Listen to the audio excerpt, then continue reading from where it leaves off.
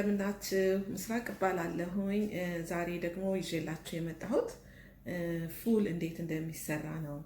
እና ይሄ ፉል ዩዥዋሊ አገራችን ለቁርስ ሰዓት የሚበላ ነገር ነው። አንድ በጾም ጊዜ ወይም ደግሞ ቬጂቴሪያን አትክልት ብቻ የሚበሉ ሰዎች በጣም ጠቃሚነት ያለው ጣፋጭ የሆነ እና ከባቄላ የሚሰራ ነው። ይሄንን ባቄላ ነው የምጠቀመው።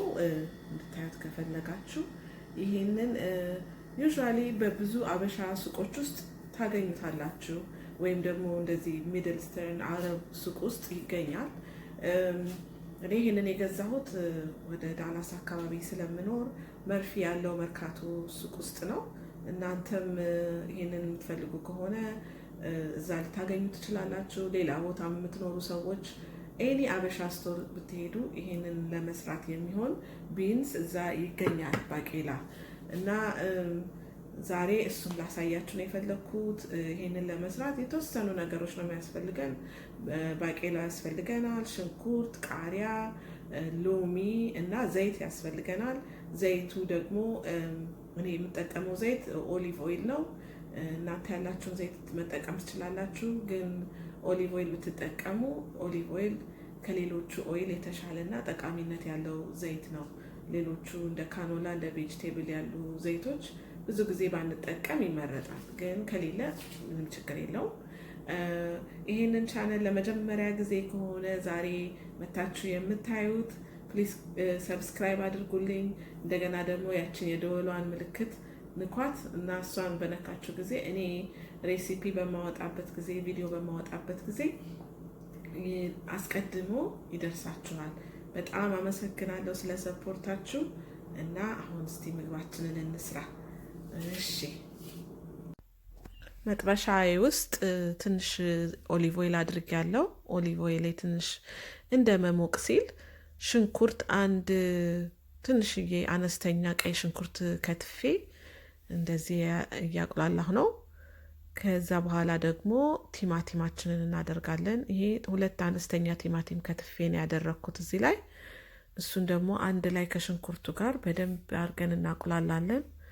ከዛ በኋላ ቁንደ በርበሬ፣ ጨው እንጨምራለን። ቁንደ በርበሬና ጨው እንግዲህ እንደ አስፈላጊነቱ ነው የምናደርገው፣ እንደ ቴስታችን መጠን ነው የምናደርገው። ከዛ በኋላ እሱን በደንብ ካበሰልን በኋላ አሁን እንግዲህ ባቄላውን የምንጨምርበት ሰዓት እየደረሰ ነው። ባቄላውን እኔ ውሃውን ውስጡ አፍስሼ እንደገና ደግሞ ትንሽ አጥቤዋለሁኝ ወንፊት ላይ አድርጌ። ቢኮዝ ባቄላ ኦልሬዲ ፓክ ሲያደርጉት ጨው ስለሚያደርጉበት ሶዲየሙ በጣም ሀይ ነው የሚሆነው እኛ ከምናደርገው ጨው ላይ ሲጨመር ማለት ነው። ስለዚህ እሱንም እንትን ለማለት ነው። ከዛ እንደዚህ በደንብ ድፍጥጥ እያደረግን እናቀላቅለዋለን ከሽንኩርቱና ከቲማቲሙ ጋር። ከዛ ጨው፣ ቁንደ በርበሬ እንዳስፈላጊነቱ እንጨምራለን። ዋንስ እንደዚህ እንግዲህ ከበሰለ በኋላ እንዲህ ነው ፕሌት የምናደርገው። በጎድጓዳ ሳህን ይሄን እናደርጋለን። ባቄላውን ቲማቲም ከትፈን እናደርጋለን። ቃሪያ እናደርጋለን። ቃሪያ እንግዲህ የማይፈልግ ሰው ካለ የፈረንጅ ቃሪያን ማድረግ ይቻላል፣ ፍሬውንም አውጥቶ ማድረግ ይቻላል። ሽንኩርት እናደርጋለን፣ ቀይ ሽንኩርት። ጥሬ ሽንኩርት ለማይወድ ሰው የበሰለ ሽንኩርት ማድረግ ይቻላል። ሰላንትሮ ከወደዳችሁ ሰላንትሮ። ከዛ ደግሞ ይሄ ዮገርት የአልመንድ ዮገርት ነው። ምንም አይነት ወተትነት የለውም። ለጤናም ጥሩ ነው፣ ለሚጾምም ሰው ጥሩ ነው፣ ለቬጅቴሪያንም ጥሩ ነው። እሱን እንጨምራለን። ከዛ ሎሚ እንጨምቅበታለን። እንደገና ደግሞ ኤክስትራ ቨርጅን ኦሊቭ ኦይል ቤታችሁ ካለ እሱን ደግሞ በትንሹ እናደርግበታለን ላዩ ላይ። ከዛ ይሄንን በዳቦ እንዲሁም ባዶ ኢንጆይ ማድረግ ይቻላል። ሌላ አቀራረብ ደግሞ በኪንዋ ማድረግ ይቻላል። ይሄንን ኪንዋ እኔ የገዛሁት ከኮስኮ ነው። ኦርጋኒክ ኪንዋ ነው። ፕራይሱም በጣም ጥሩ ነው እና ኪንዋ ብዙ ጊዜ ሳይታጠብ ከተሰራ የሆነ ጣዕም አለው፣ ትንሽ የሚመር ጣዕም። በአጋጣሚ ይሄንን እነሱ አጥበው ነው የሚያሽጉት፣ ግን ያልታጠበውን ከገዛችሁ ከመቀቀላችሁ በፊት በደንብ አድርጋችሁ በውሃ እንድታጥቡት። ከዛ ኪንዋ ይሄን ነው የሚመስለው፣ ቅንጭ አይነት ቴክስቸር አለው እና ኪንዋ ለመቀቀል እንግዲህ 1 ካፕ ኪንዋ ካደረግን 2 ካፕ ውሃ ነው የምናደርገው። ስለዚህ በጎድጓዳ ብረት ድስት 1 ካፕ ኪንዋ እዚህ ጋር ታዩታላችሁ። ከዛ በኋላ 2 ካፕ ውሃ ወይም ደግሞ የቬጅቴብል ስቶክ ምናምን ካላችሁ እሱንም ማድረግ ይቻላል። ይሄንን በሚዲየም እሳቱን ቀነስ አድርጋችሁ ኪንዋ ውሃውን ምጥጥ እስከሚያደርገው ድረስ ለአንድ 15 ደቂቃ ያህል ይበስላል።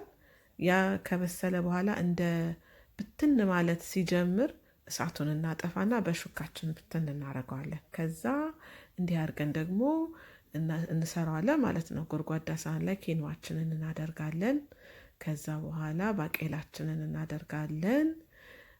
ቲማቲማችንን እናደርጋለን። ቃሪያችንን እናደርጋለን። ሽንኩርታችንን እናደርጋለን። እንደሱ ካደረግን በኋላ ያንን ቅድም ያሳየኋቸውን ዮገርት በላዩ ላይ ማድረግ ይቻላል።